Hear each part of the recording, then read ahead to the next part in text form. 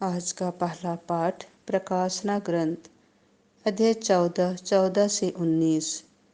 कटनी का समय आ गया है, पृथ्वी की फसल पक चुकी है। मैं यूहन्ना ने देखा कि एक उजला बादल दिखाई पड़ रहा है, उस पर मानव पुत्र जैसा कोई बैठा हुआ है। उसके सिर पर सोने का मुकुट है और हाथ में एक पैनी हंसिया। एक दूसरा स्वर्गदूत मंदिर से निकला और ऊंचे स्वर से पुकारते हुए बादल पर बैठने वाले से बोला, अपनी हंसिया चलाकर लो लिए, क्योंकि कटनी का समय आ गया है और पृथ्वी की फसल पक चुकी है। बादल पर बैठने वाले ने अपनी हंसिया चलाई और पृथ्वी की फसल कट गई।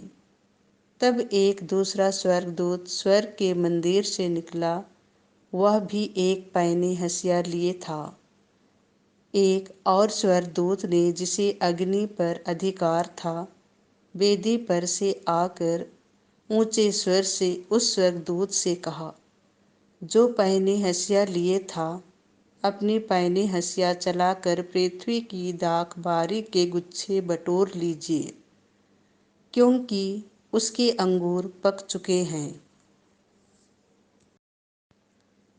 इस पर स्वर्गदूत ने अपनी हंसिया चलाई और पृथ्वी की दाख बारी की फसल बटोर कर उसे ईश्वर के कोप रूपी विशाल कुंड में डाल दिया।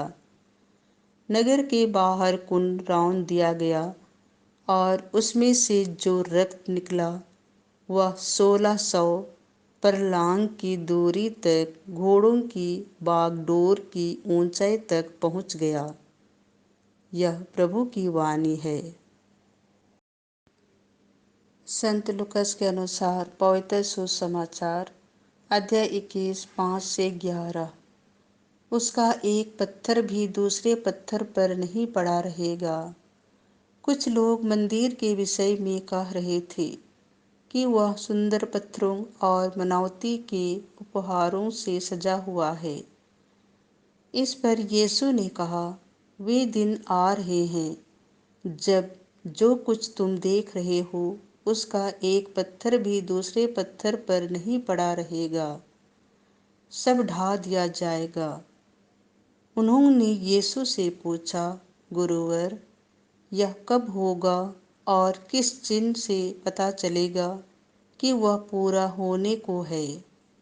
उन्होंने उत्तर दिया, सावधान रहो, तुम्हें कोई नहीं बहकाए, क्योंकि बहुत से लोग मेरा नाम लेकर आएंगे और कहेंगे, मैं वही हूँ, और वह समय आ गया है।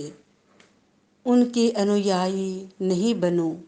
जब तुम युद्धों और क्रांतियों की चर्चा सुनोगे तो मत घबराना। पहले ऐसा हो जाना अनिवार्य है, परंतु यही अंत नहीं है। तब यीशु ने उनसे कहा, राष्ट्र के विरोध राष्ट्र उठ खड़ा होगा और राज्य के विरोध राज्य। भारी भूकंप होंगे, जहाँ तहाँ महामारी तथा अकाल पड़ेगा। आतंकित करने वाले दृश्य दिखाई देंगे और आकाश में महान चिन्ह प्रकट होंगे। यह प्रभु का सुसमाचार है।